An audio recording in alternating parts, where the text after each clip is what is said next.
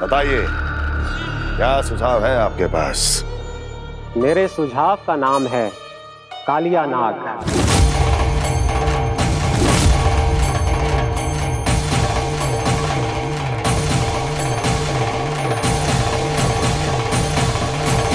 उसके विषय में मैं जानता हूं देवर्षि। तो समस्या ये है कि मैं स्वयं उससे मिलने नहीं जा सकता, उससे भेंट नहीं कर सकता। उस कृष्ण की हत्या के लिए उसको वृंदावन जाने के लिए तैयार नहीं कर सकता। तो मत जाइए उसके सामने और ना उसे भेजिए कृष्ण के सामने।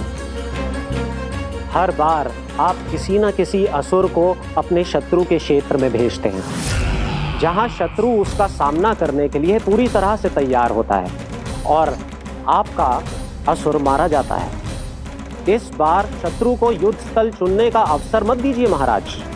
इस बार योजना का जाल ऐसे बुनिए कि कृष्ण स्वयं उसके पास जाने के लिए विवश हो जाए। कालिया नाग स्वयं काल है, मृत्यु का दूसरा नाम है। उसके विष का उपयोग अपने लाभ के लिए कीजिए महाराज। वैसे कालिया के विष की अधिकता का अनुमान तो होगा ही आपको।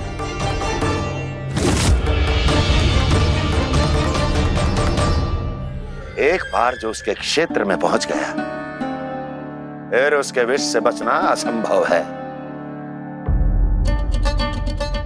उचित सुझाव है देवर्षि, उचित सुझाव है।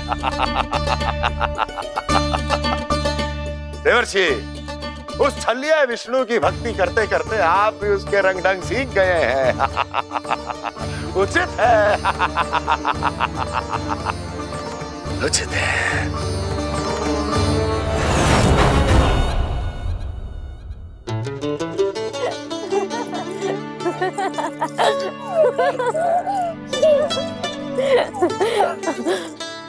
बस बस, बहुत आनंद ले लियो लल्ला।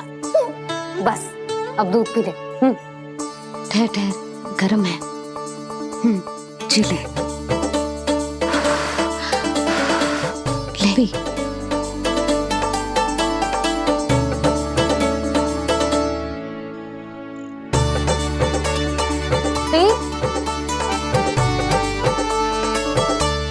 मैं ना होती तो ना जाने क्या हो तो तेरा।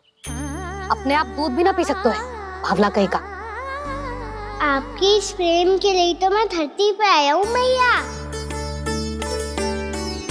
मैं भी यही सोच रहा हूँ यशोदा कि तुम ना होती तो मेरा क्या होता। इसी बात पे थोड़ा दूध और कजू खाने को दे दो।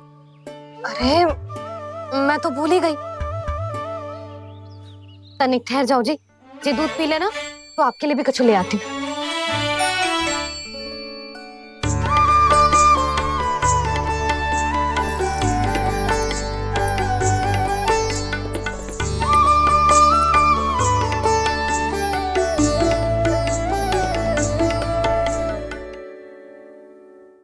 प्रणाम महाराज।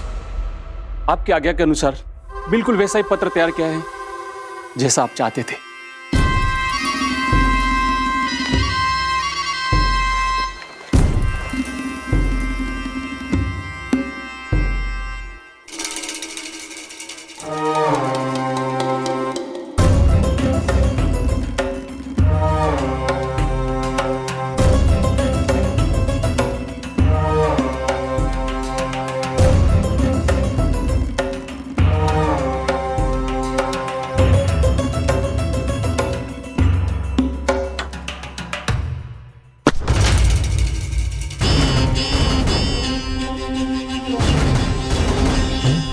कृष्ण जन्म से लेकर आज तक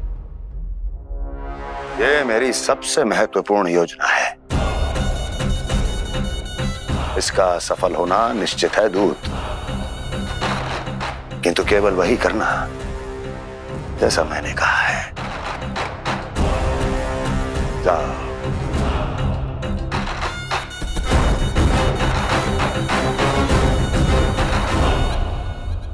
कान्हा,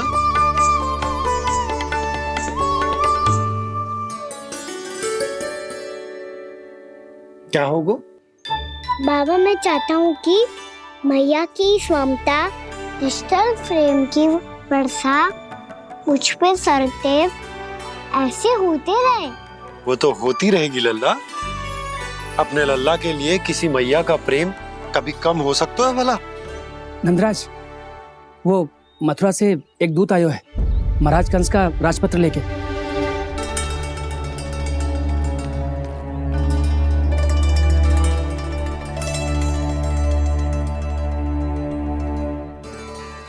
कान्हा, अब क्या करने वाला है? तेरे बाबा कहाँ गए? हाँ? कंस मामा का खेल आरंभ हो गया है, पर मैया वो सब सुनेगी तो व्यर्थ चिंतित हो जाएगी। बस थोड़ा बाहर गया मैया, कछु खा लिया से। बाहर इस समय? मैया, क्या होगा? मैया देखो ना, पीठ पे कछु हो रहा है।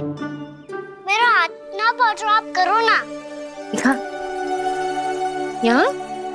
क्षमा करना मैया, पर अभी बाबा को ही संभालने दो ये सब। कहिए, क्या संदेश लाए हैं आप? नहीं नंदराज, नहीं। महाराज कंस का आदेश है कि ये संदेश सभी गांव वालों के साथ ही पढ़ा जाए। ठीक है, मैं गांव वालों के सामने पढ़ दूंगा, पर मुझे तो दीजिए पढ़ने के लिए। महाराज की आज्ञा का पालन करना आपके लिए भी आवश्यक है नंदराज। सभी गांव वासियों की सभा बुलाइए। बंसी, सभी गांव वालों की सभा बुलाओ। राजपत्र में ऐसा क्या संदेश भेजो है कंस ने? अब मेरे पत्र को पढ़कर सब भौचक के रह जाएंगे। और वो कृष्ण, उस कृष्ण के पांव के नीचे से तो भूमि खिसक जाएगी, आकाश फट पड़ेगा, बिजलियां गिर जाएंगी। प्राप्ति, ओ प्राप्ति, कंस का पत्र। स्वयं को बहुत अधिक शक्तिशाली समझता है ना वो। अब देखता हूं कैसे वो इस महासंकट का सामना करता है। वो कृष्ण, वो अपनी मृत्यु स्वयं चुनेगा या मृत्यु की वेदी पर चढ़ा देगा प्रिय वृंदावन वासियों को।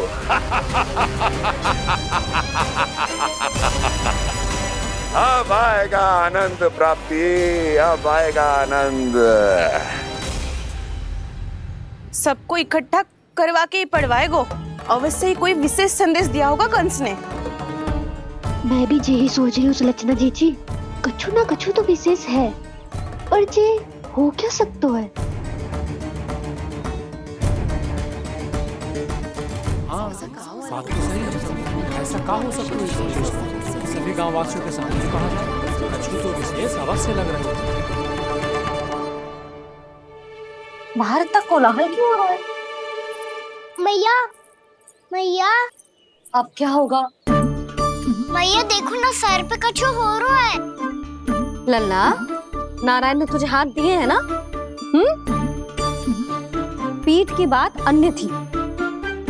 अपने सिर की सेवा स्वयं कर। सर पे तो हाथ पहुंच रहा है ना?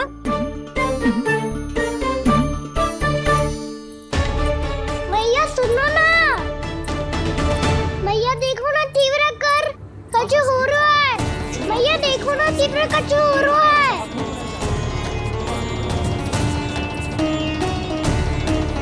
सब लोग आ चुके हैं, अपना संदेश सुनाइए आप। गोपराज नंद और सभी वृंदावन वासियों को सूचित किया जाता है कि मथुरा अधिपति और आप सभी के महाराज कंस ने कल सुबह भव्य पूजा का आयोजन किया है। इसके लिए राज्य को वृंदावन के क्षेत्र के निकट यमुना नदी के मध्य में खिलने वाले 1 कोटि कमल के पुष्पों की आवश्यकता है। इसीलिए आप सभी को यह आदेश दिया जाता है कि ये सभी कमल के पुष्प प्रथम पहर से पहले राजसभा में पहुंचा दिए जाए। तो सारे वो भी प्रथम पहर से पहले कैसे हो सकते हैं? यदि आप ऐसा करने में असफल रहे तो इसे राज आज्ञा का उल्लंघन माना जाएगा और राजद्रोह के आरोप में आप सभी को कड़े से कड़ा दंड दिया जाएगा। स्मरण रहे यदि कल की पूजा में इन 1 कोटि कमल के पुष्पों का ना पहुंचने के कारण कोई व्यवधान आया तो समस्त वृंदावन वासियों को दोषी माना जाएगा और पूरे गांव को निवासियों सहित धूल में मिला दिया जाएगा। कल प्रथम पहर तक का ही समय है आप सबके पास।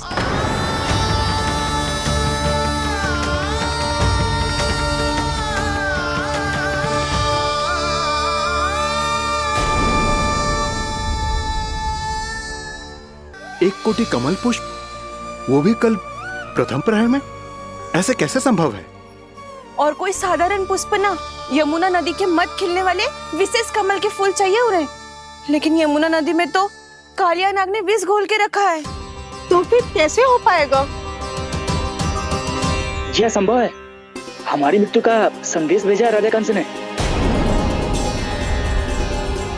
सदैव की भांति इस समस्या पर भी गांव के बड़े ही विचार करेंगे।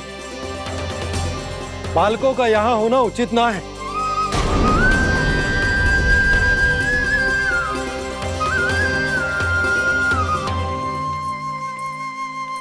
लल्ला ले जे गेंद ले, जा अपने सखाओं के साथ खेल। सुबह उज्जवल, मधुमंगल वसंता, देखो भैया ने क्या दिया है। चलो खेले, बहुत आनंद आएगा आज।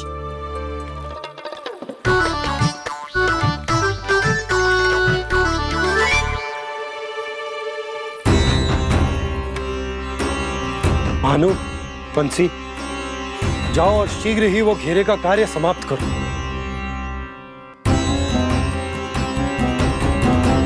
पर कछु ना कछु तो करना पड़ेगा ना। पर हम कर ही क्या सकते हैं? पुष्प लाने को और कोई उपाय है भी तो ना। मैं चला जाऊंगा जमुना जी में। वैसे भी मेरे जीवन के कितने दिन शेष बचे हैं। गांव के लिए, समाज के लिए कुछ करके मरूं, तभी तो शांति मिलेगी। ना काका, यदि आप उस विषैले जल में छलांग लगा भी दोगे, किंतु 1 कोटि कमल पुष्प एकत्रित कर पाना आपके लिए संभव ना है। इससे अच्छा है कि मैं चला जाऊं। यदि मैं मर भी गया तो मेरे पीछे रोने वाला कोई ना है। किसी को कहीं जाने की आवश्यकता ना है। गोप नरेश होने के नाते ये मेरा कर्तव्य है कि मैं आप सबकी रक्षा करूं। नंदराज, आपको जाना है तो जाओ। हरिया, काका, भैया सब चले जाओ। लेकिन आपको पता है वहाँ का जल कितना विषैला है। आप लोग एक क्षण भी जीवित नहीं रह पाओगे। फिर कैसे इकट्ठा करेंगे 1 कोटि कमल पुष्प? आप बात तो सही कह रही हैं शांति। उस दुष्ट कंस ने ऐसी मांग रख के हम सबको फंसा दिया। हम में से कोई भी क्यों ना चला जाए और इस संकट का समाधान ना निकले को। कान्हा, बताना कौन सा खेल खेलें? गेंद पकड़ खेलते हैं। पर एक बात सुन लो सब, कोई भी तीव्र गति से ना फेंकेगा गेंद को।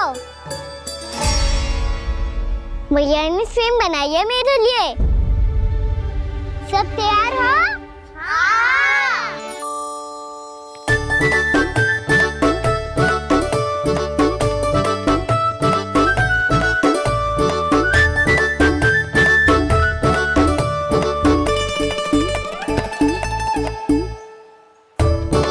मुझे दो, मुझे दो।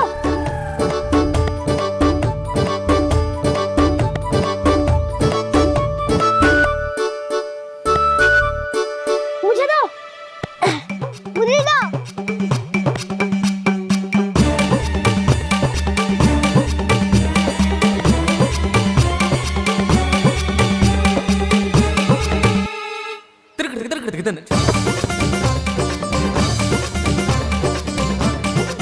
कान्हा, इतनी धीरे से फेंकेगो तो कैसे आनंद आएगा? थोड़ा बल लगा के फेंक। हाँ कान्हा, हम अभी बड़े हो गए हैं, तू अब भी छोटे बालकों की तरह फेंक रहा है।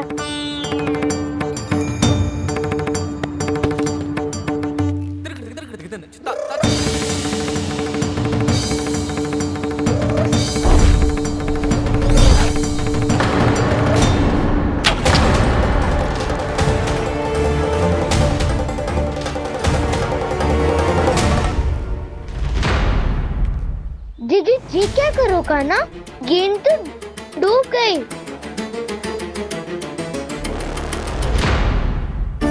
अच्छा, तो ये सब इसकी योजना का भाग था ताकि ये कालिया का सामना कर पाए।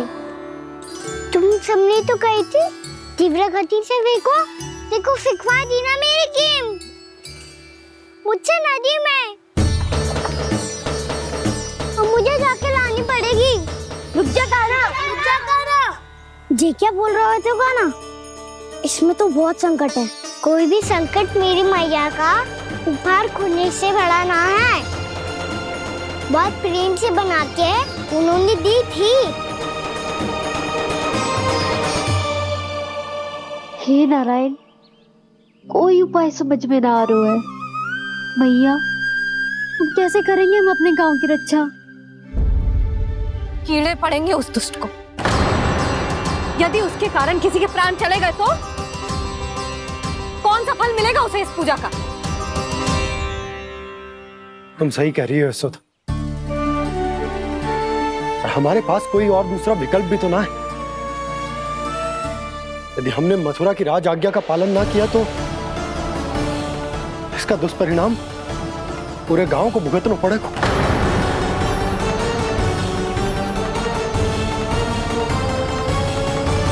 कान्हा, तुम्हें पता है कि तो भगवान है, दिव्य है, बहुत शक्ति है तुझमें।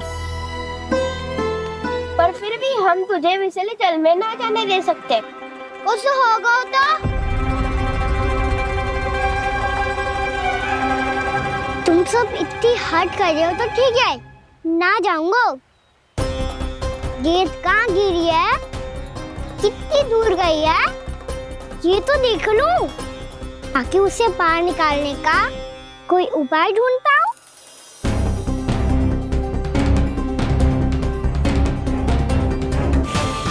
हाँ।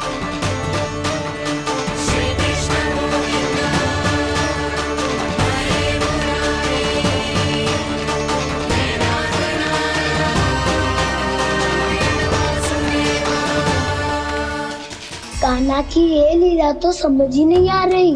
पहले इसने देवश्री नारद को मथुरा जाकर कंस को भड़काने के लिए कहा, फिर स्वयं ही दुखी भी हो गया कि अब इसका रहस्य सबके सामने खुल जाएगा। और अभी स्वयं ही तो इसने कहा था कि गेंद बहुत महत्वपूर्ण है, फिर स्वयं ही उसे नदी के विषैले जल में फेंक दिया।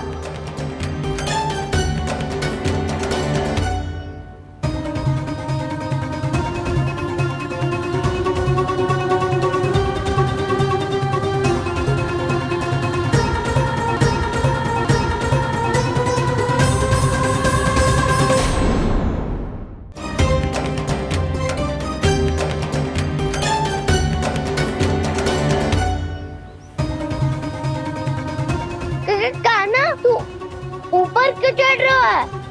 अरे ऊंचाई से देखूंगा तभी तो गेंद दिखेगी।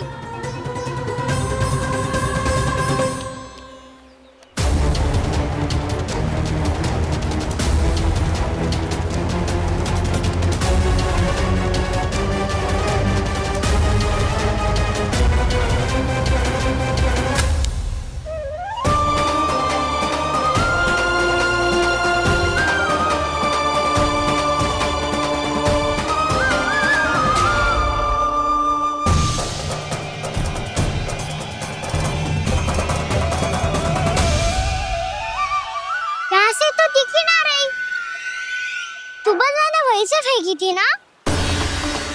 ना, वहाँ से फेंकी थी। कहाँ से? नहीं कहना वहाँ से।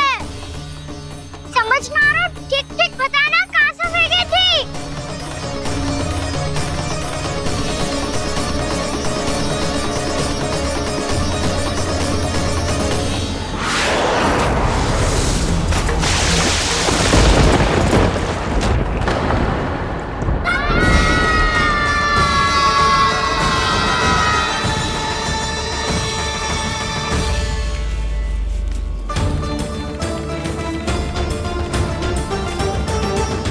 कालिया नाग के क्षेत्र में जाकर कोई भी जीवित वापस ना लौट सको है।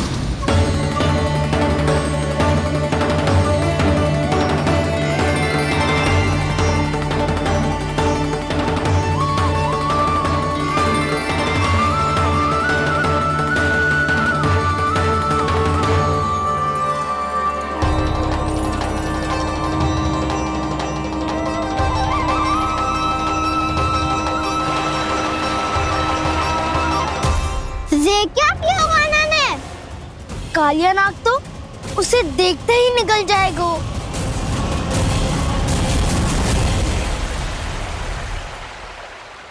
तो आरंभ से अब तक सब कुछ उसकी लीला का ही भाग था।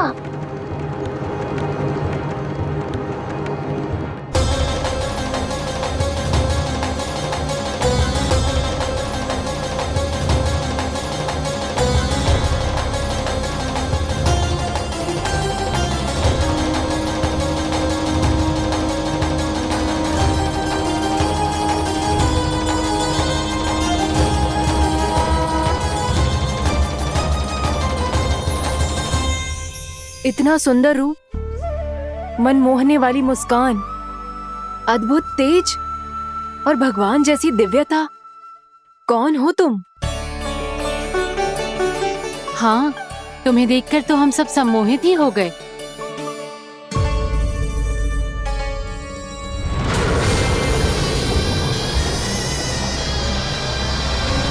तुम जो भी हो बालक, वापस लौट जाओ। हमारा हृदय तुम्हें ही देखते रहना चाहता है, किंतु यदि हमारे पति जाग गए तो तुम्हें अवश्य हानि पहुंचाएंगे। ये बहुत विषैले है बालक, कालकोट जैसे भयानक। इनके विष से तुम नहीं बच सकोगे। नंदराज, कालिया नाग के विष का प्रभाव बढ़ते ही जा रहा है। पहले 8 कोस तक उसके विष का प्रभाव था, अब तो 1 योजन से अधिक क्षेत्र में फैलो है। जल पीने के प्रयास से अनेक पशु मारे गए हैं और नदी के निकट के वृक्ष और वनस्पति सब नष्ट होने लगे।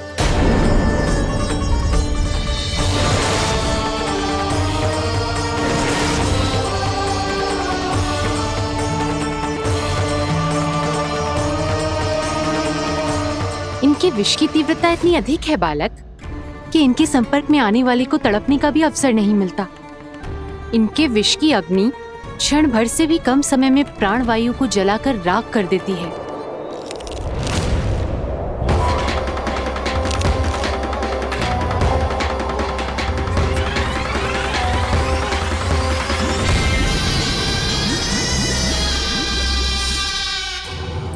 तब तो समस्या और भी गंभीर हो जाएगी। मैंने तो सुनो है कि कालिया नाग कम से कम 2 योजन लंबा है, सैकड़ों फन है उसके।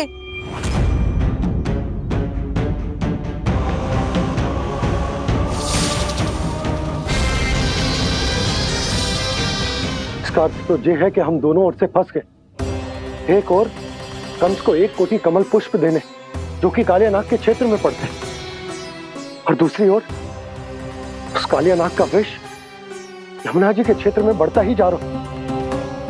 इसके कारण हम ही नहीं, निर्दोष पशु पक्षी भी संकट में।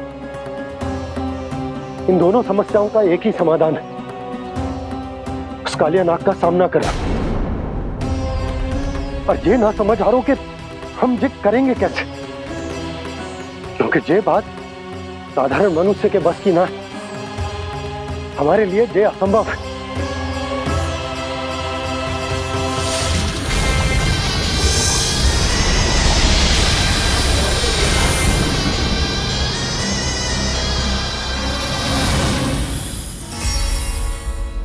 अब तो तुमने अपनी आंखों से भी देख लिया बालक, ये कितने विषैले हैं। नींद में भी विष उगलते हैं। इससे पहले कि तुम्हें कुछ हो जाए, चले जाओ यहाँ से। मान लो हमारी बात। आप सब मुझे जानती भी नहीं और फिर भी मेरी इतनी चिंता कर रही हैं आप। माँ की ममता भेदभाव नहीं जानती। तुम भी किसी के पुत्र हो और हम सब भी माँ हैं।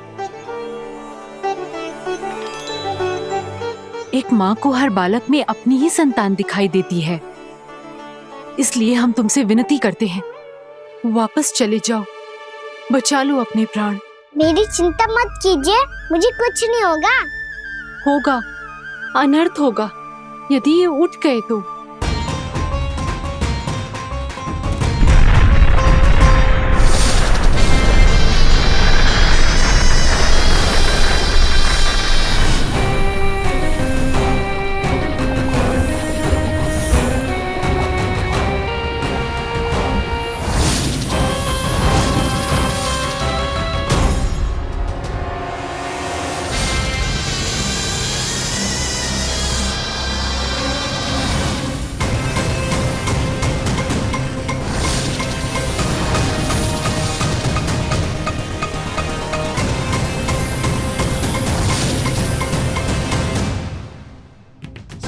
होते हुए भी अपने इश्क को केवल वही देख सकता है जो अपना अभिमान त्याग चुका हो।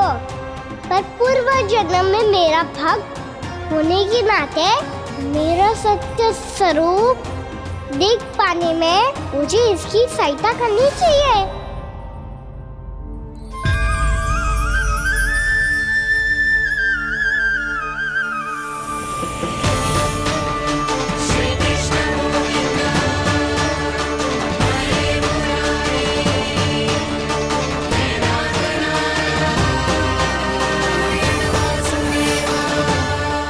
देखो हमारा छोटा सा कान्हा कैसे डट के खड़ा हुआ है, इतने विशालकाय, इतने महाभयंकर सबके सामने।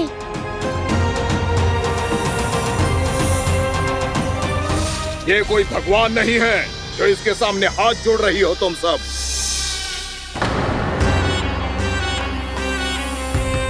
एक सामान्य साधारण बालक है ये, जो ये तक नहीं जानता कि इसके सामने है इसका काल, कालिया। तू कौन है बालक?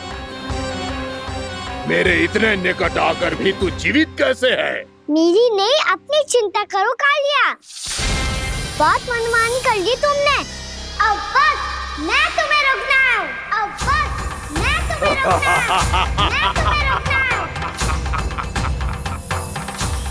बित्ते भर का है तू, मेरे विष के बारे में जानता ही क्या है?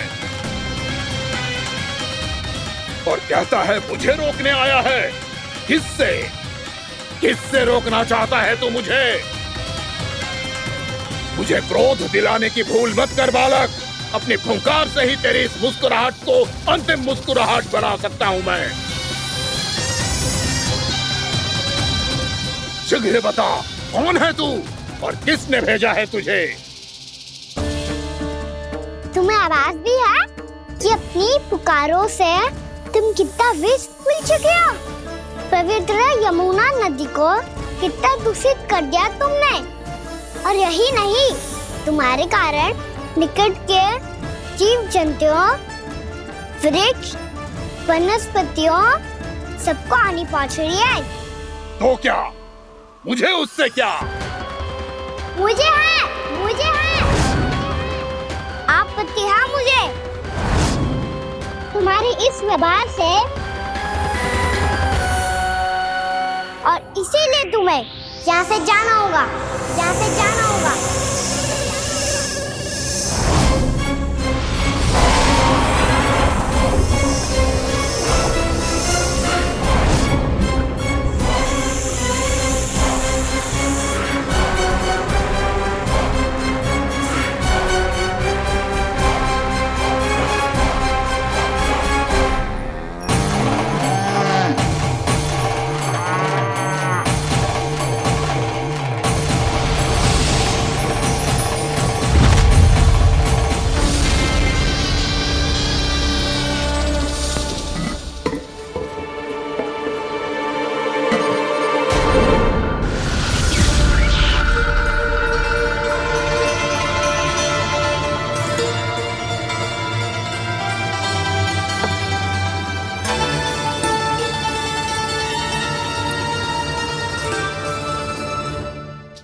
मुझे आदेश देने का साहस भी कैसे किया तूने? इस क्षेत्र को मैंने अपना राज्य बनाया है, मेरा परिवार रहता है यहाँ, और तू मुझे यहाँ से जाने के लिए कह रहा है? हाँ, क्योंकि तुम्हारे यहाँ रहने के कारण अन्य जीवों को हानि हो रही है, और मैं ऐसा नहीं होने दे सकता। मैं तो बस वही कर रहा हूँ जो एक सर्प का स्वभाव है। विष फैलाना स्वाभाविक है मेरे लिए, इसलिए मुझे चुनौती मत दे बालक। चुनौती तो मैं दे चुका हूँ कालिया। अब तो बस तुम्हें स्वीकार करनी है।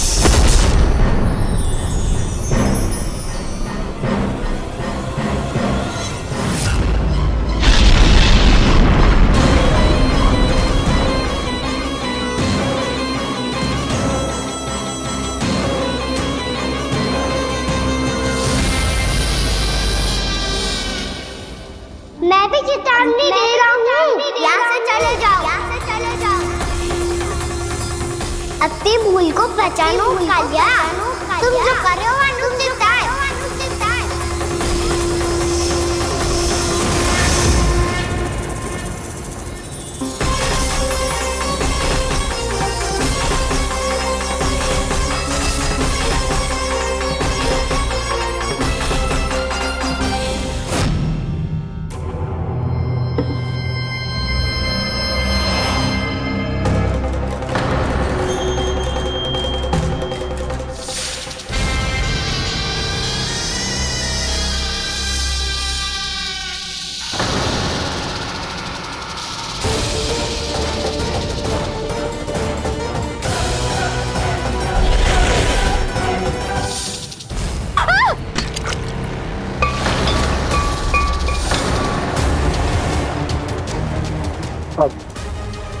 मैं आता हूँ।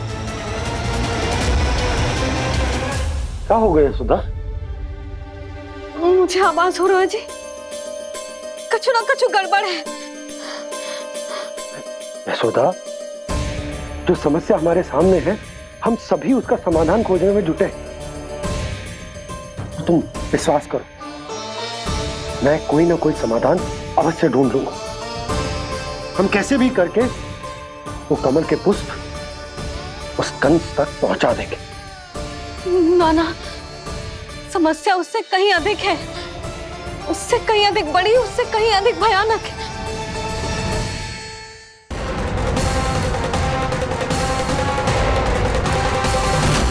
विस्की ये बूंद से ही सबके प्राण चले जाते हैं।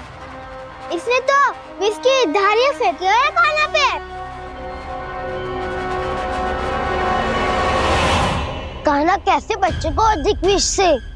इसका विष तो क्या, ये सर स्वयं भी छू तक नहीं पाएगा हमारे कान्हा को।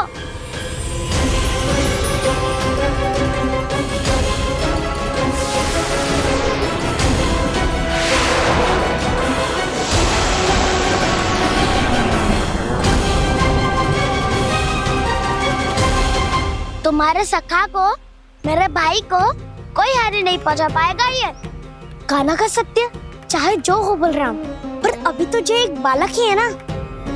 देखो कैसे विष के कारण स्थिर हो गया है।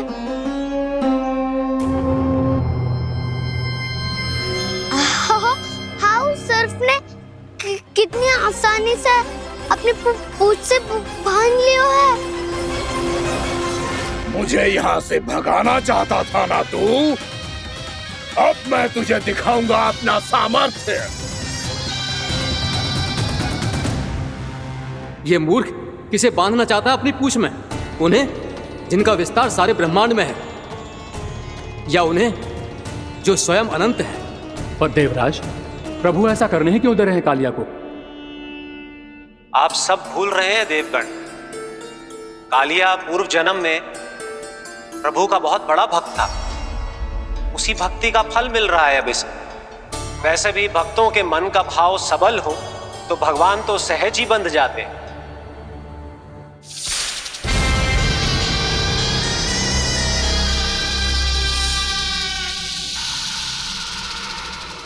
बलराम, तुमने ही तो कही थी कान्हा को कछु ना होगो। देखो उस दुष्ट ने चारों ओर से जकड़ लियो है।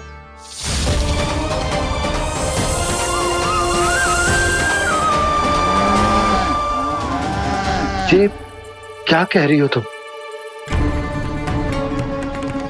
जसोदा जी, क्या हुआ? घबरा क्यों रही हो आप?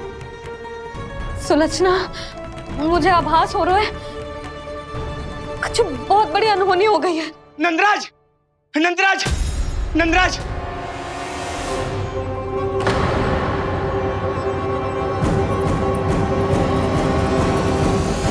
नंदराज, कान्हा ने जमना नदी में छलांग लगा दी है। कान्हा ने जमना नदी में छलांग लगा दी है। कान्हा ने जमना नदी में छलांग लगा दी है। कान्हा जमना में कूद गया है। मुझे लगा था आज कछु गड़बड़ होने वाली है। मुझे आज कान्हा को ना जाने देना चाहिए था।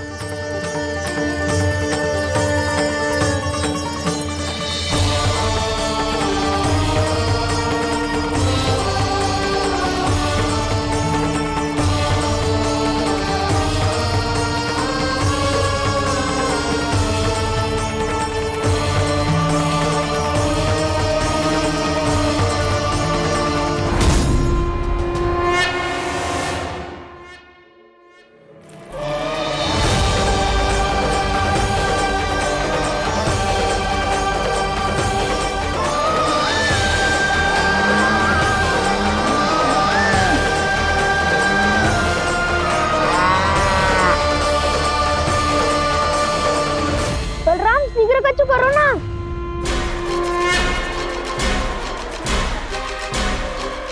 कच्चू भी करो पर कान्हा को बचाओ।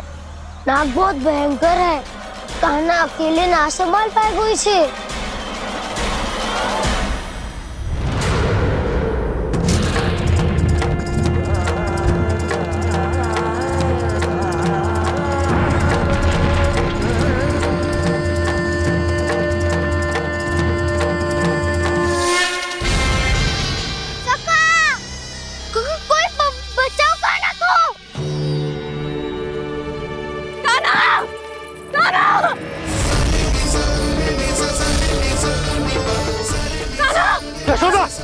यशोदा रुको। छोड़ दो मुझे, छोड़ दो मुझे। रुक जीजी संभालो, बावली हो गई क्या? जीजी संभालो।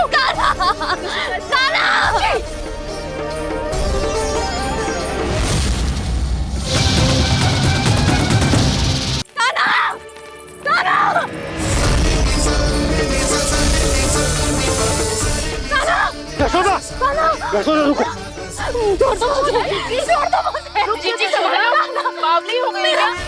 जीजी संभालो। देखो अब कैसे तुम्हारे अस्थियों को तोड़कर छोटे छोटे टुकड़ों में बदल दूंगा मैं।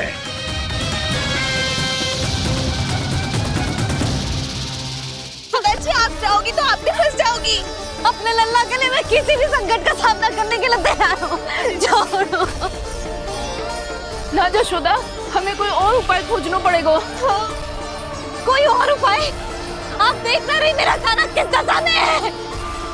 कान्हा मैया के वश में नहीं है, नहीं तो ये अपने लल्ला के लिए साक्षात काल का भी सामना कर ले। ये तो केवल कालिया नाग है। हे नागराज, आप मेरे प्राण ले लो पर कान्हा को छोड़ दो। ना नागराज, आप मेरे प्राण ले लो, मैं विरोध भी ना करूंगी। ना नागराज, आप मुझे मार दो पर मेरे कान्हा को छोड़ दो। ना ना ना ना नागराज, मेरे प्राण ले लो, हमारे कान्हा से क्या शत्रुता है आपकी? प्रभु के लिए जो प्रेम यशोदा मैया के हृदय में है, वही इन सभी गोपियों के हृदय में भी है।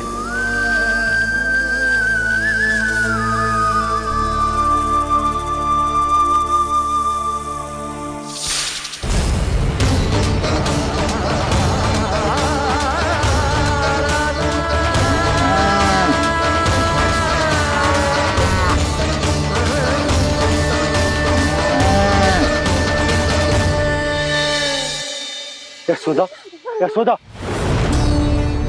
देखो इन गोपियों को, इन गैयाओं को, इन सब के मन में भी तुम्हारी भांति ही ममता भरी हुई। वो सब भी कान्हा से उतना ही प्रेम और स्नेह करती है, उतनी ही ममता से भरी हुई है जितनी कि तुम। तो तुम ही सोचो, जिसके साथ इतनी ममता और इतना स्नेह, इतना प्रेम, उसका कोई क्या कर सकता है? उस कालिया नाग का वेश इस सब आशीर्वादों के सामने कछु न है। कछु करो जी, उसे बोलो वो मेरे प्राण ले ले, मेरे कान्हा को छोड़ दे। यशोदा,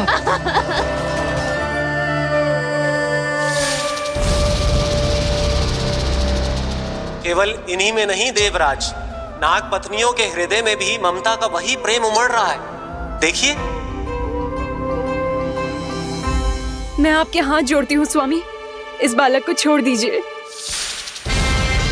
ये अवश्य ही कोई दिव्य आत्मा है स्वामी।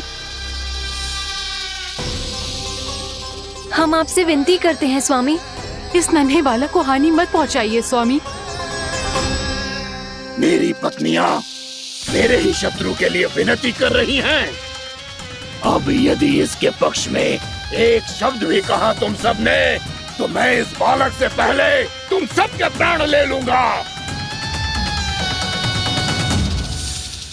हो रहा प्रसन्न नाग कालिया, विजय को निश्चित जान।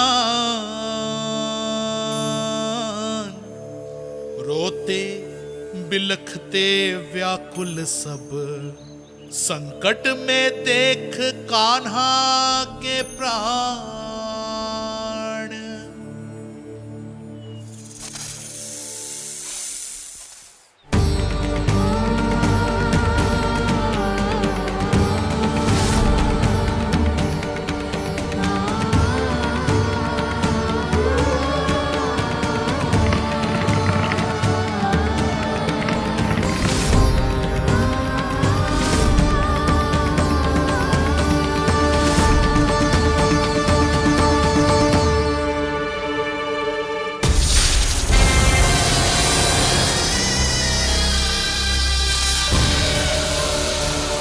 कुछ करो जी, मेरे लल्ला को बचा लो, कोई तो कुछ करो। जीजी संभालो जसोदा। यशोदा, यशोदा तुम शांत हो जाओ, मैं कान्हा को वापस लेकर आऊंगा, मैं रक्षा करूंगा उसकी। ना नंदराज, नंदराज नहीं, कम से कम आप तो समझो नंदराज, कालिया के पास आप जाओगे तो आप भी फंस जाओगे।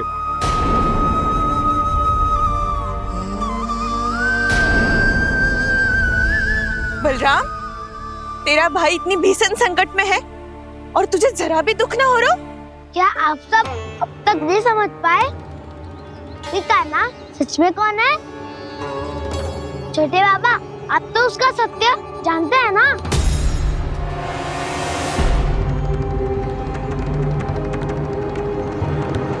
मानता हूँ कि आप सब कान्हा के रहस्य के बारे में नहीं जानते, पर क्या उसके जन्म से आज तक घटी एक से बढ़कर एक विचित्र घटनाओं को भी भूल गए हैं आप सब?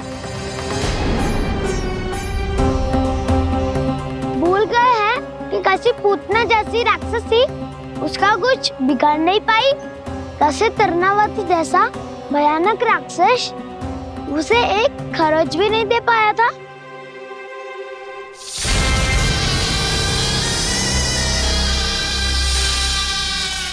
आप सबने अपनी आंखों से देखा था ना, बकासुर से कान्हा की रक्षा करने देवता स्वयं आए थे, पर सत्य तो ये है कि वह सभी देवता भी उस असुर के सामने असमर्थ हो गए थे। तब कान्हा ने बहुत ही आसानी से उस भयंकर असुर का वध किया था, एक ही बार में धराशायी कर दिया था उसे। तो आप सभी सोचिए, बार बार ऐसे असाधारण कार्य करने वाला बालक साधारण कैसे हो सकता है? अब तो आरंभ से ही सारा सत्य जानते हैं छोटे बाबा। रहस्य छुपाने में सदैव कान्हा की सहायता करते आए हैं आप, और आज आप स्वयं ही उसके सत्य को भूल रहे हैं। और तुम सब भी तो जानते हो कान्हा की शक्तियों के बारे में, तो क्या तनिक भी विश्वास ना है अपने सखा पे? बलराम, जे तू क्या कह रहा है? मैंने जो कहा उसका एक एक शब्द सत्य है छोटी माँ। यदि प्रभु की इच्छा हुई तभी कुछ ही क्षणों में सब कुछ अपनी आंखों से स्वयं अनुभव कर लेंगे आप।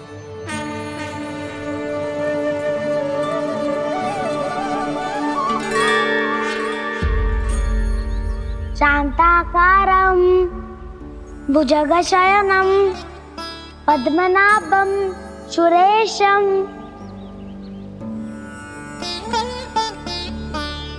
विश्वाधारं गगनसदृशं मेघवर्णं शुभांगं लक्ष्मीकान्तं कमलनयनं योगी वीरध्यानगम्यम् वन्दे विष्णुं भवभयहरं सर्वलोकैकनाथम्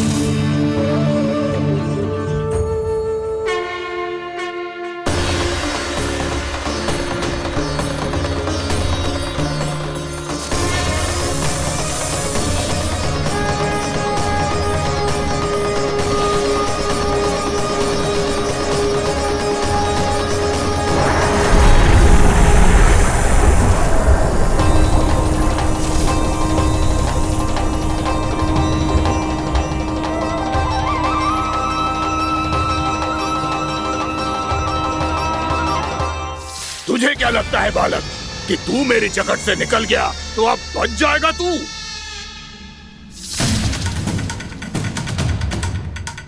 मेरे विष से अपनी प्राण रक्षा करने में सफल रहा, मेरी जकड़ से भी छूट गया, पर मेरे दंश से नहीं बच पाएगा।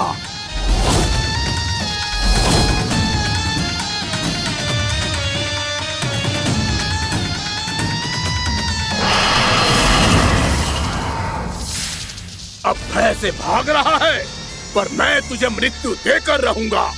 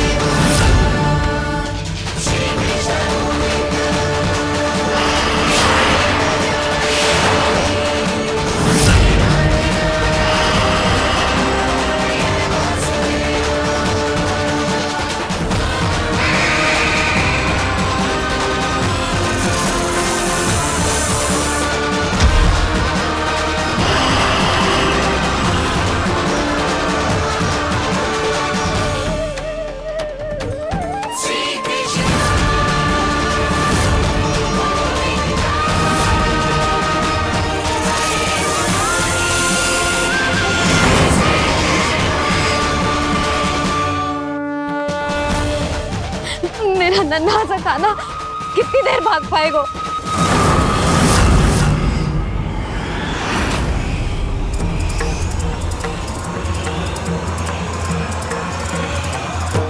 और कितनी प्रतीक्षा करोगे मेरी भक्त कालिया? भक्त नहीं, काल हूं मैं तेरा। जब अहंकार का मुकुट बुद्धि को ढक लेता है तो भक्त अपने भगवान को भी नहीं पहचान पाता। व्यर्थ की पहेली में मत उलझा बालक, ना मैं भक्त हूँ और ना तू भगवान।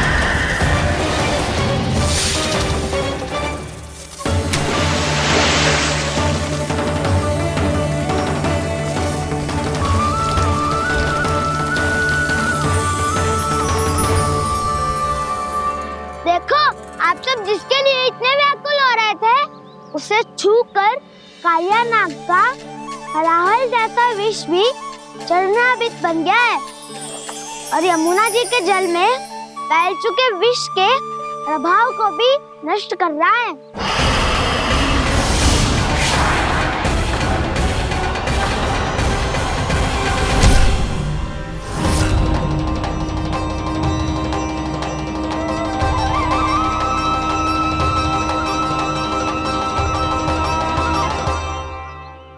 धर्म रक्षक अधर्म विनाशक प्रभु श्री कृष्ण का कौशल सचमुच अद्वितीय है।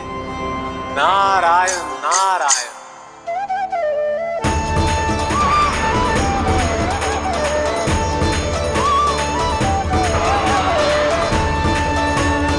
मेरा भार तुम्हारे भीतर के अहंकार का प्रतीक है कालिया। अब तुम्हारा अहंकार, तुम्हारा अनपान मेरे पाँव के नीचे है और तुम्हारी पूंछ अर्थात तुम्हारे प्राण मेरे हाथ में। अब तुम क्या करोगे भक्त?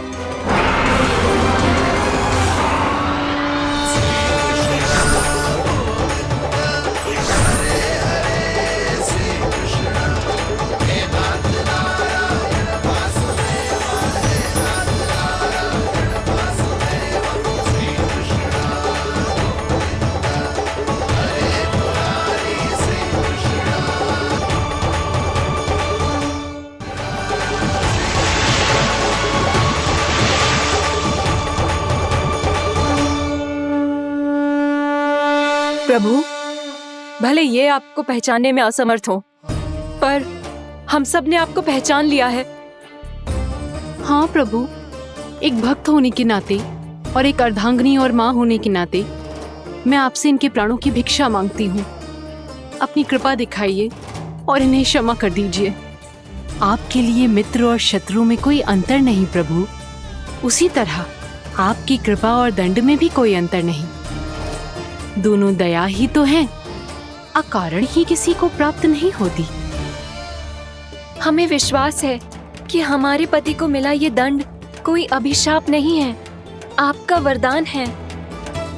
ये सत्य है प्रभु कि इनसे बहुत से पाप हुए हैं। इनके विष से बहुत सारे जीव जंतु को हानि पहुंची है, पर अब आपके चरण इनके शीश पर पड़ गए हैं। ऐसी कृपा तो बड़े बड़े महान महात्माओं को भी दुर्लभ है, और इन्हें प्राप्त हुआ तो अवश्य ही ये किसी महान पुण्य का ही फल है। हे प्रभु, उन्हीं पुण्य कर्मों की शक्ति का आह्वान कर मैं आपसे विनती करती हूँ, इन्हें प्राण दान दीजिए। मैं अपने इस भक्त को क्षमा अवश्य करूँगा देवियों, यदि ये अपने अहंकार को त्याग कर मुझे पहचान ले तो।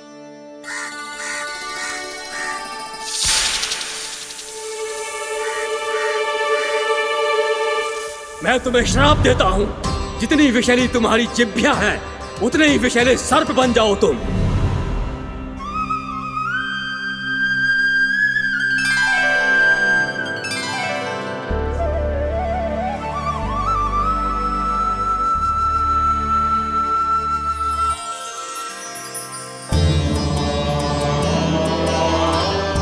नारायण, मुझे क्षमा कीजिए नारायण।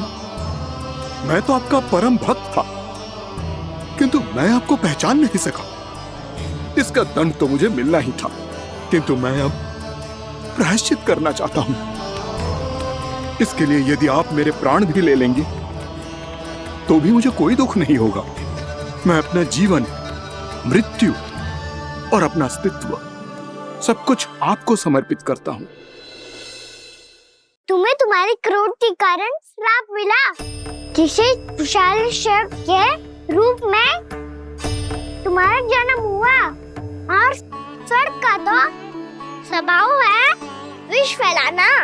इसीलिए तुम्हें दंड नहीं दूंगा मैं, सिर्फ सभी अपराधों का पश्चाताप कर लिया। इसीलिए मैं तुम्हें क्षमा करता हूँ कालिया।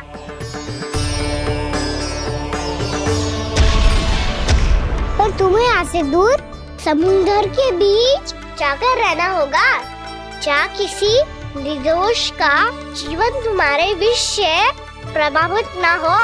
मैं चाहकर भी आपकी इस आज्ञा का पालन नहीं कर सकता। मैं असमर्थ हूँ प्रभु, क्योंकि यदि मैं इस क्षेत्र को छोड़कर गया तो मेरी मृत्यु निश्चित है।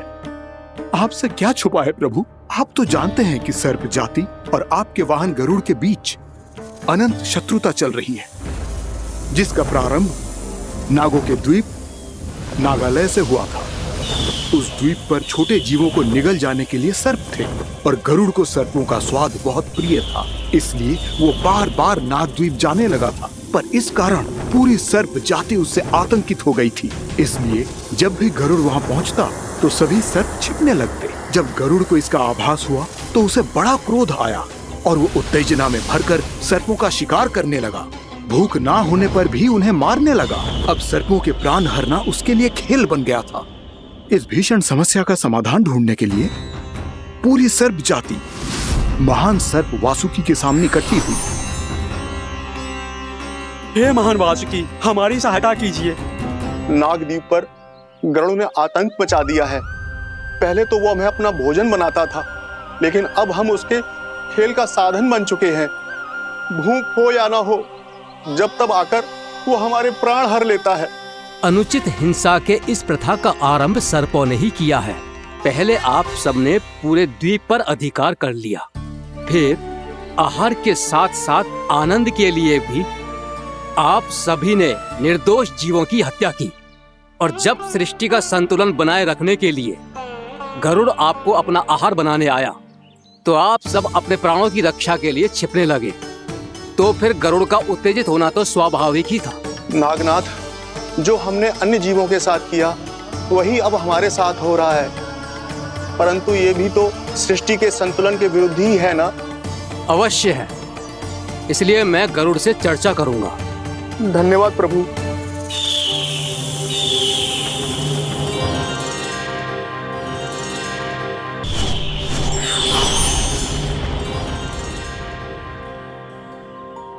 श्री नारायण के वाहन पक्षीराज गरुड़, मैं संपूर्ण सर्प जाति की ओर से आपसे एक निवेदन करने आया हूँ। कहिए, क्या कहना चाहते हैं आप? हे पक्षीराज, यदि आप हम पर ऐसे ही आक्रमण करते रहे तो शीघ्र ही हमारी प्रजाति समाप्त हो जाएगी। इसीलिए हमारी आपसे विनती है, यदि आप उचित समझें तो सर्पों के किसी एक घर से हम आपको एक सर्प प्रतिदिन अर्पित करेंगे। आप उसको आहार बनाइए और अन्य सर्पों को जीवित रहने का अधिकार दीजिए। मुझे स्वीकार है। तब से प्रतिदिन किसी एक घर से एक सर्प गरुड़ के भोजन के लिए भेजा जाने लगा। समय के साथ मेरे घर की भी बारी आई, परंतु मैंने एक बहुत बड़ी भूल कर दी। समय आ गया है स्वामी, आज गरुड़ के आहार के लिए इसे चुना गया है। कौन है यह गरुड़ और क्यों दूं मैं इसे कोई भेंट? स्वामी, सभी सर्प राज्यों और गरुड़ के बीच में यही समझौता हुआ है, हमें इसका सम्मान करना ही होगा। मैंने कोई समझौता नहीं किया, मैंने कोई वचन नहीं दिया और ना ही मैं किसी गरुड़ से भयभीत होता हूँ। यदि इस राज्य में किसी को सर्पों को अपना आहार बनाने का अधिकार है तो वो केवल मुझे है। अब से गरुड़ को दी जाने वाली हर भेंट मुझे दी जाएगी, महाविषधारी महान नागराज कालिया को। यह और कुछ नहीं, मेरा अभिमान था प्रभु, और यह मेरे इस जन्म की सबसे बड़ी भूल थी, क्योंकि फिर जब गरुड़ को इस बारे में पता चला तो। कालिया, अभिमान में आकर तूने अपने काल को ललकारा है। जिस कालिया के नाम में ही काल छिपा है, तू उसे ललकारने का दुस्साहस कर रहा है। गरुड़ स्वयं को भगवान विष्णु का वाहन कहता है, तो वाहन का ही कर्म कर। स्मरण रख, इस धरती के सर्वश्रेष्ठ योद्धाओं के लिए भी मैं मृत्यु का दूत हूँ। विनाश काले विपरीत बुद्धि। तुझ जैसे मूर्ख सदा इस युक्ति को सार्थक करते आए हैं। अपने विनाश को आमंत्रण किया है तो अब भोग।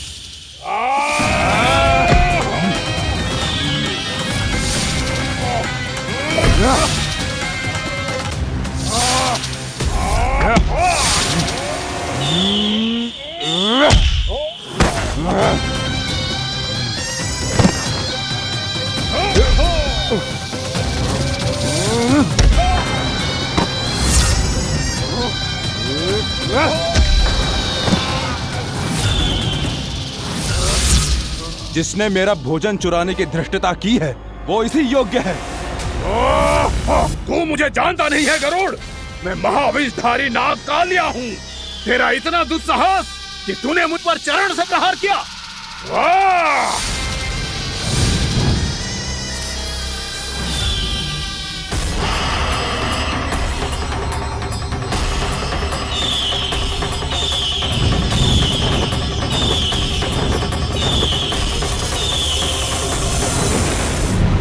मैं अपने अभिमान में भूल गया था कि गरुड़ मुझसे कहीं अधिक शक्तिशाली है।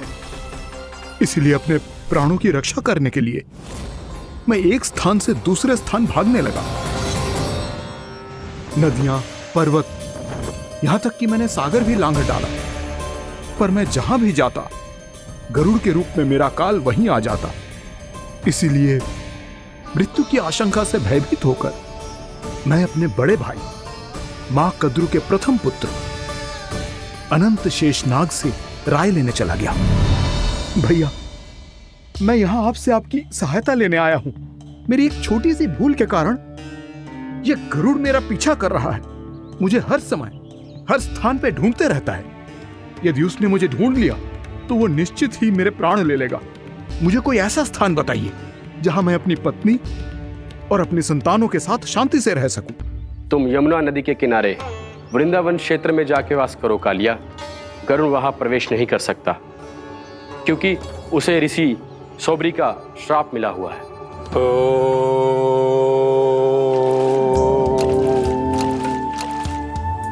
ध्यान और तपस्या का नित्य कर्म करते हुए ऋषि के मन में मछलियों के प्रति प्रेम भाव इतना बढ़ गया कि वो भूल गए सभी जीव खाद्य श्रृंखला का भाग होते हैं, और मछलियां भी इस नियम की अपवाद नहीं है। उन्हें मछलियों की अटखेली इतनी अच्छी लगने लगी कि वो इस क्षेत्र के मछुआरों को भी मछली पकड़ने की अनुमति नहीं देते थे।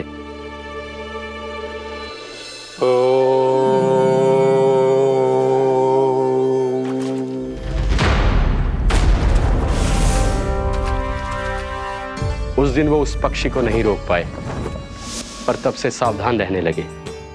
यहां तक कि अपने साधना से भी अधिक ध्यान वो पक्षियों पर केंद्रित करने लगे। ठहरो! इसी क्षण अपनी चोंच में पकड़ी इस मछली को छोड़ दो। तुम्हें इन मछलियों का आहार नहीं करना चाहिए पक्षीराज। ये तो खाद्य श्रृंखला का नियम है ऋषिवर। यदि मैं इनका आहार नहीं करूंगा तो कोई और पक्षी कर लेगा। मैं अपने आनंद या प्रतिशोध के लिए इनके प्राण नहीं ले रहा। ये तो बस मेरा भोजन है। पर यह मेरा तपस्या स्थल है। तुम यहाँ शिकार करके मेरी साधना में विघ्न नहीं डाल सकते पक्षीराज।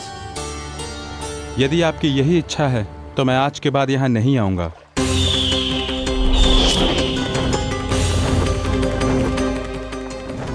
पर आज ये मछली मेरे आहार के रूप में पकड़ी जा चुकी है। मैं वचन देता हूँ ऋषिवर, इस स्थान पर यह मेरा अंतिम शिकार होगा।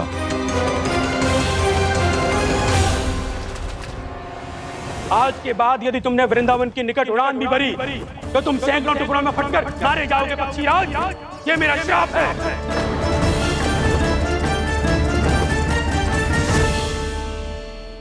और इसीलिए भैया शेषनाग के सुझाव के अनुसार मैं यहां आ गया। पर अब यदि मैं कहीं और जाऊंगा तो मेरे प्राण नहीं बचेंगे प्रभु। निश्चिंत रहो कालिया, अब से गरुड़ तुम्हें कोई हानि नहीं पहुंचाएगा। अब तुम्हारे फनों पर मेरी पक्षिंग बन गए कालिया, इसीलिए अब से तुम्हें गरुड़ से कोई भय नहीं होगा। निश्चिंत होकर अपने परिवार के साथ गहरे समुद्र में चले जाओ और सुख से शांति से निवास करो। पर ध्यान रहे निर्दोष जीवों को हानि ना पहुंचे। आपने मुझे जीवन दान दे दिया प्रभु, इस उपकार से मैं कृतज्ञ हूँ प्रभु। आदेश दीजिए, मैं आपकी सेवा कैसे करूं? तुम्हारे जल क्षेत्र से 1 कोटि कमल पुष्पों को लेने की अनुमति दे दो कालिया। यह मेरी सेवा होगी प्रभु। ये तो मेरा सौभाग्य होगा।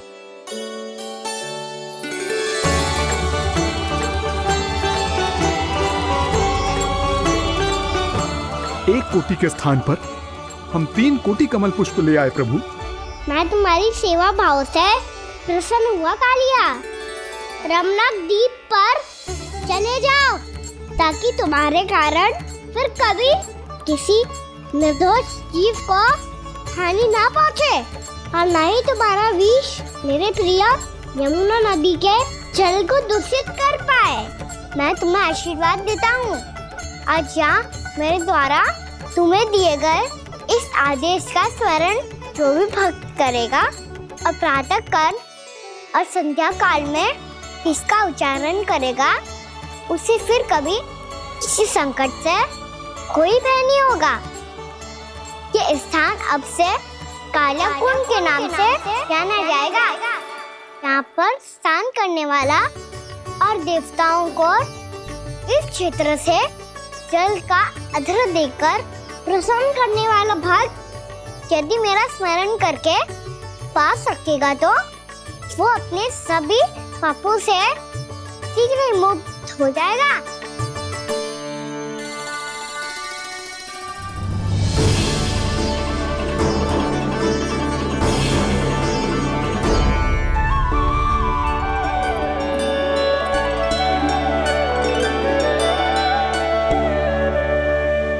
कौन है जी भगवान जिसने अभी अभी कालिया जैसे विशाल विस्तर का सामना किया? क्या एक साधारण बालक जो शीत की अधिकता से ठिठुर रहा है? क्या करूं? मैं लल्ला को ममता के आंचल में छुपा लूं या भक्त बनकर प्रभु की लीला देखती रहूं? क्या करूं मैं? कितना ठंडा था जल, बहुत सर्दी लग रही है। सर्दी से तड़पते हुए कैसे देखूं इसे? अभी जाके अपने पल्लू से सुखाती हूँ, हृदय से लगा के स्नेह की आंच दूंगी तो सर्दी पल भर में छूमंतर हो जाएगी।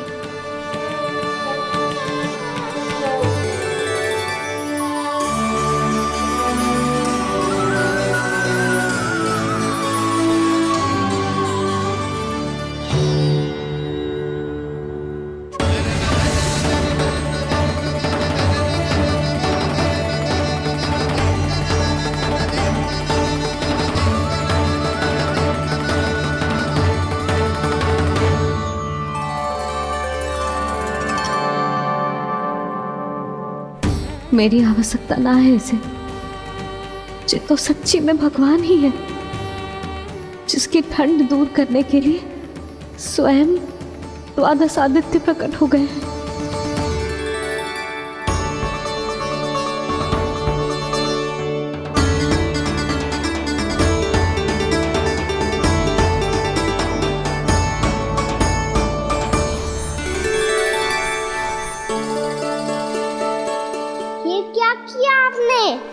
मैया मुझे अपने हृदय से लगाने वाली थी कि आप सब प्रकट हो गए। क्षमा कीजिए प्रभु, पर आपको भीगा हुआ देखकर, ठंड से ठिठुरता हुआ देखकर हमसे रहा नहीं गया। हम अपने वश में नहीं थे प्रभु। भक्ति से भावुक होकर हम प्रकट होने पर विवश हो गए थे। हमारी किरणें जैसे स्वयं ही फूट पड़ी और दौड़ पड़ी आपको सुखाने के लिए। मैं आपका प्रेम, आपकी भक्ति समझता हूं आदित्यगण, और इसीलिए इस समय मैं जहां खड़ा हूं, इस स्थान को द्वादश आदित्य टीला के नाम से जाना जाएगा। द्वादश आदित्य टीला के नाम से जाना जाएगा। हम धन्य हो गए प्रभु। अरे कहाँ जा रहे हैं? जो गड़बड़ किया है उसे सुधारिए तो सही। प्रभु आज्ञा दीजिए। अपना दाब इतना अधिक बढ़ा दीजिए कि मुझे स्वेद आने लगे, ताकि मैया मुझे स्वेद में लीला देख के और भूल जाए कि मैं भगवान हूँ, और मैया मुझे अपनी गोद में उठा के ले जाए।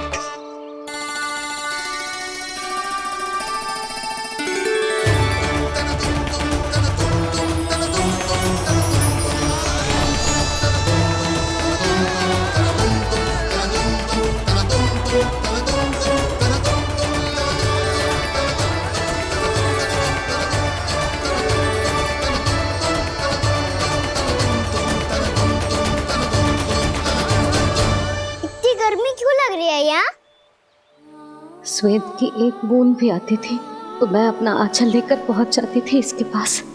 जानती ही नहीं थी कि चेतु स्वयं वायुदेव को आदेश दे सकता है कि वो बहने लगे और उसका सारा स्वेद सुखा दे। वायुदेव की आवश्यकता नहीं है मैया, मुझे आप ही चाहिए, लगता है जिस बात का भय था वही सत्य होने लगी है। भैया मेरे भगवान रूप को भूल नहीं पाएगी और अब मेरे लिए इनसे सत्य छुपा कर रख पाना कठिन हो जाएगा।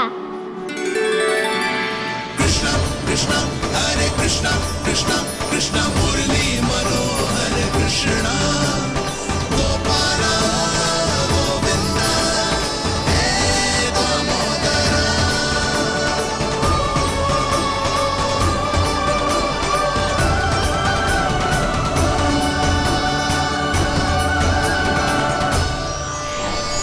प्रभु, आपके श्वेत से बने इस प्रसंगदान सरोवर का प्रणाम स्वीकार कीजिए।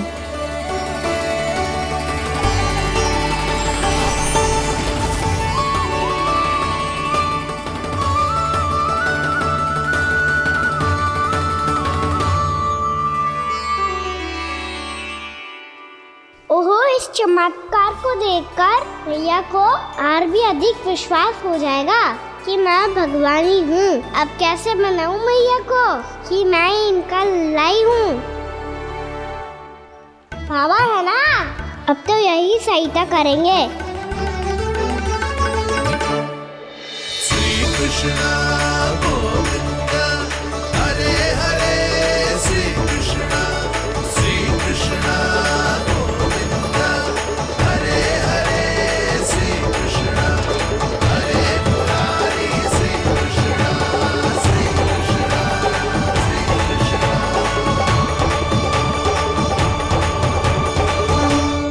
बाबा एक कोटी ना, मैंने तो 3 कोटी कमल पुष्पों का प्रबंध कर दिया है और चिंता करने की आवश्यकता ना है। 1 कोटी कमल के स्थान पर 3 कोटी कमल पुष्प मिल गए हैं। हाँ कान्हा, मैं उचित संदेश के साथ ये सारे पुष्प उस कंस के पास भिजवा दो। महाप्रक्रमी कान्हा की जय। वृंदावन रक्षक कान्हा की जय। महाप्रक्रमी कान्हा की जय। भानु जी नंदराज, बाकी गांव वालों को लेकर ये सारे पुष्प इकट्ठा करो और कंस के दरबार में पहुंचाओ। जी।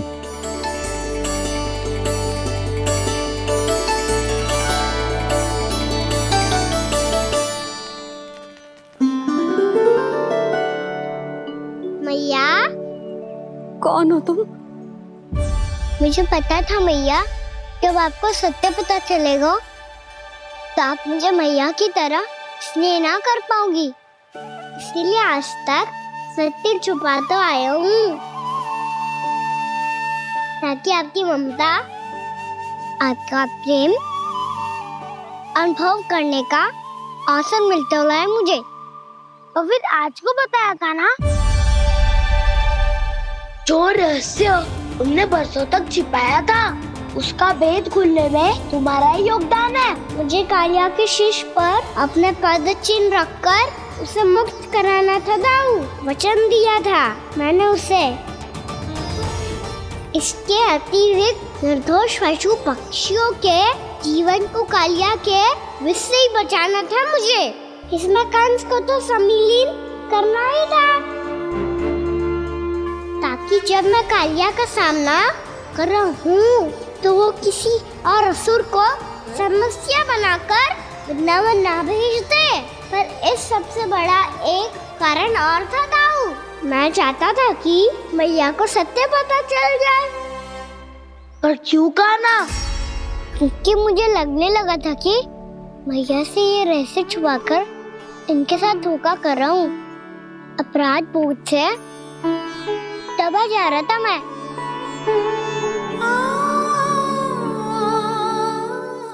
जो सत्य आपको, बाबा को, सभी को पता है, यहाँ तक कि मेरे सखा भी जानते हैं, वो सत्य मैंने मैया से छिपाया केवल इसी लोक में कि मुझे इनकी ममता प्राप्त होती रहे।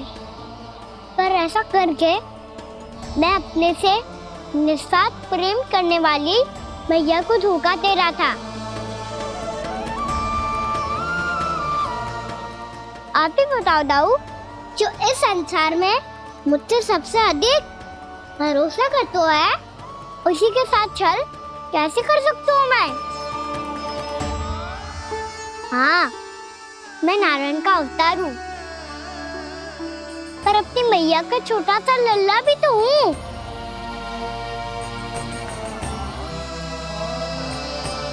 इसीलिए तो यमुना जी में छलांग लगाने का एक कारण इस गेंद को लेने जाना भी था। स्नेह से बनाई थी मैया ने गेंद, इसे अपने से दूर कैसे होने देता मैं? आपको आभास भी ना है मैया कि आप मेरे लिए कितने महत्वपूर्ण हो।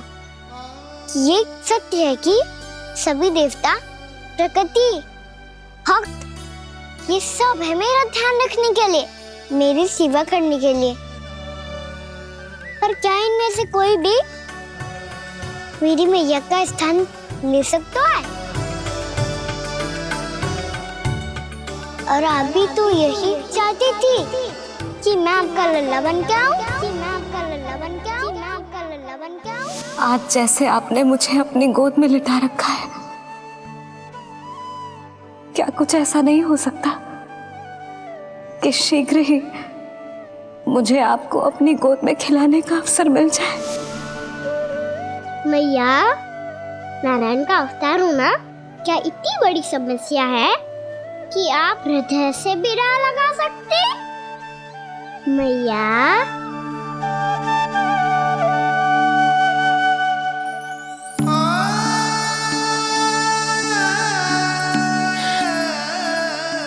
मेरा कान्हा, मेरा लल्ला।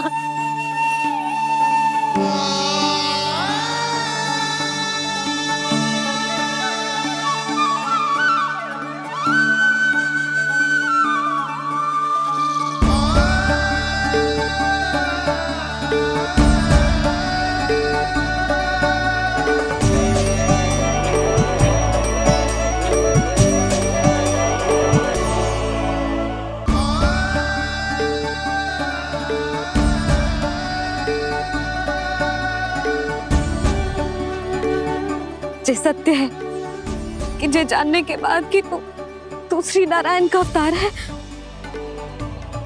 मैं तुझे भगवान की तरह ही देख पाऊंगी। पर मेरे हृदय की जो ममता है ना, वो भक्त से कहीं अधिक है लल्ला। फिर चाहे तू साधारण बालक हो या श्री नारायण का अवतार, तू सदैव ही मेरा लल्ला है, मेरा लल्ला था और सदैव ही रहेगा। यशोमती मैया का नंद लाला, यशोमती मैया का नंद लाला।